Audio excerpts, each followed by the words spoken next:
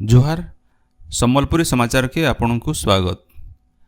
आयबा 2024-25 साधारण बजेट उपस्थापन रूपरेख बाबदे गलाकाल उपरबेला भुवनेश्वर लोकसेवा भवन ठाने सचिव स्तरीय बैठक हो जाइछे। राज्य माध्यमिक शिक्षा बोर्ड तरफु आयबा 21 तारिख नु 31 तारिख तक मैट्रिक सप्लीमेंटरी परीक्षा कराजिबा। मैट्रिक सहित state open school certificate SOSC परीक्षा भी मूल हेबा। 973 जन सप्लीमेंटरी परीक्षार्थी लगी 83टा सेंटर करा जाइछे। सेंता 24,520 SOSC परीक्षार्थी 121टा केन्द्र न परीक्षा देवे बोली बोर्ड तरफु सूचना दिया जाइछे। राज्यर 1056टा डिग्री कॉलेज न चलती शिक्षा बछर लगी युक्त 3 पाठ्यक्रम थी ना लेखाबार प्रक्रिया चली बेले गलाकाल 3 नंबर खेप मेधा तालिका बाहरी। 2 नंबर खेप शेष तक 1,20,885टा सीट पूरा होइछे। आउ इहादे 1,53,266टा सीट खाली पड़ी।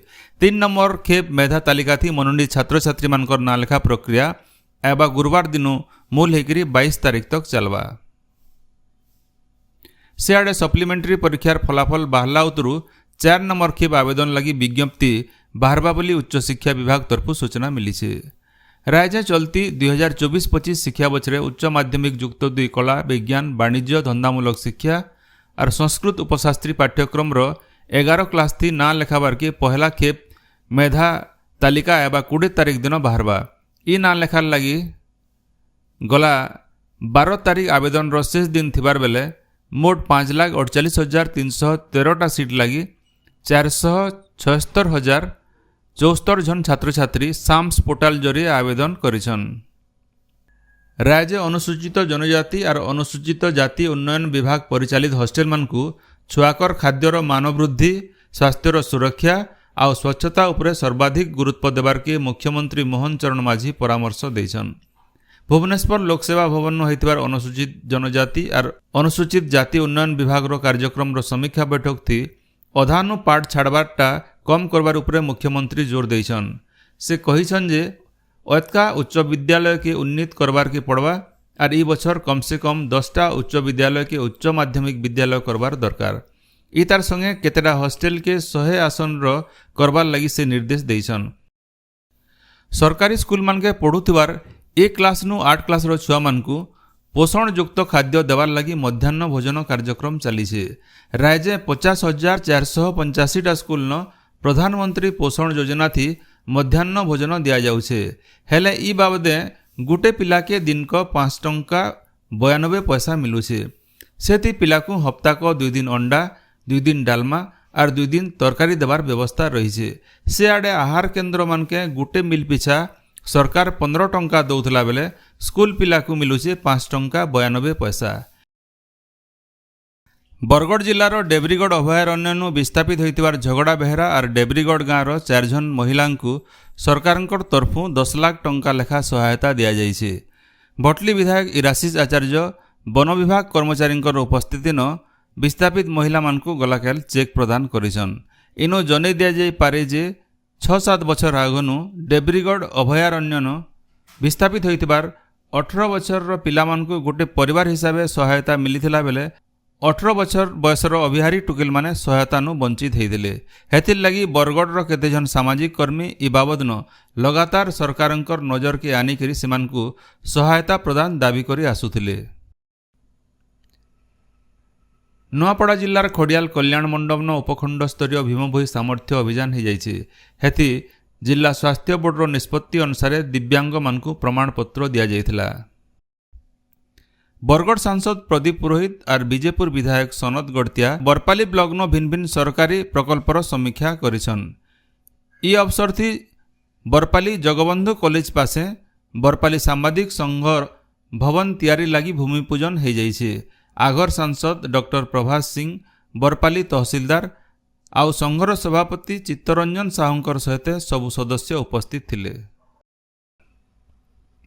संसदर बजेट अधिवेशन आगनु केंद्र संसदीय व्यापार मंत्री किरण रिजिजू लोकसभा और राज्यसभा राजनीतिक दलर नेता मानकर सहित बैठक करेंगे। आयबा 21 तारिख दिन 11 बजे नवा दिल्ली संसद भवन NX मुख्य कमिटी कक्ष न सर्वदलीय बैठक होगा जनापड़ी। इनो जनै दिया जाय पारे जे संसदर बजेट अधिवेशन आयबा 22 तारिख नु मूल हेबा आउ सरकारी कार्यर दरकार अनुसार अधिवेशन आयबा मासर 22 तारिख दिन शेष हो पारे बोली संसदीय व्यापार मंत्रणालय तरफ कहा जायछे। सम्बलपुर चिड़ियाखाना नथिबार चित्रा हरिण मानकु डेब्रीगढ़ अभयारण्य थी छड़ा जाउछे। गोटे स्वतंत्र गाड़ी थी 2टा खेपे 20 नु एतका हरिण के बड़ा जतन थी डेब्रीगढ़ अभयारण्य के निया जायतिला। आयबा मासे भितरे 115टा हरिण के सम्बलपुर चिड़ियाखाना नु डेब्रीगढ़ के निया जिबा बोली वन्यप्राणी डिविजन तरफ सूचना दिया जायछे। अभयारण्य न आफ्रिकीय बोमा पद्धति थी बना हेतिबार एनक्लोजर न सेमानकु क्वारंटाइन थी 3 नु 4 हफ्ता रखला उतारू जंगल भीतर के छड़ा जिबा। सम्बलपुर शहर न 1985 साले प्रतिष्ठा हेतिबार डियर पार्क 2023 मसीहा थी गोटे चिड़ियाखानार मान्यता पाइछे। ई चिड़ियाखाना के महाबल बाघ सहित कुंभीर आउ 48टा नुआ वन्यजंतु को अना जिबार प्रस्ताव के केंद्रीय चिड़ियाखाना कर्तृपक्ष अनुमोदन करिछन। स्वास्थ्य मंत्री डॉक्टर मुकेश महालिंग आज बरगढ़ जिलार पदमपुर गस्त थी आसुछन। डॉक्टर महालिंग आज सकाल बेला तालपाली न गोटे आखि डाक्तरखानार उद्घाटन करबे। पदमपुर राजाजी टाउन हॉल, पदमपुर सरकारी डाक्तरखाना परिदर्शन, पदमपुर वकील संघ आउ सरस्वती शिशु विद्या मंदिर न भी मंत्रींकर कार्यक्रम रही। ऊपर बेला पीडब्ल्यूडी डाक बंगला न से लोकंकर अभियोग सुनबे।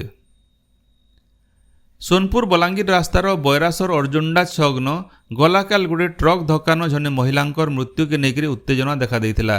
पंचायत ऑफिस के चाउल नहीं आसीथिला बेले ई दुर्घटना घटिथिला। लोग माने क्षतिपूरण दाबी करी 57 नंबर नेशनल हाईवे के छेकिथिले।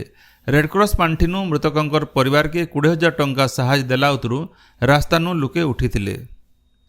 प्रधानमंत्री फसल बीमा प्रदान बाबदे बरगढ़ जिलापालंकर सम्मिलनी कक्षठाने गोटे त्रिपाक्षिक बैठक हो जाइए। जिलापाल आदित्य गोयलकर अध्यक्षतान होइथिबार बैठक थी कंपानी प्रतिनिधि आर चाषी संगठन प्रतिनिधि उपस्थित थिले।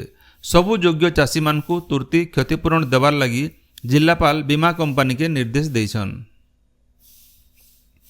बरगढ़ शहर मुख्य रास्ता मानके होइथिबार जबरदखल के उच्छेद करवार लगी प्रशासन तरफ पदक्षेप मूल होइछे।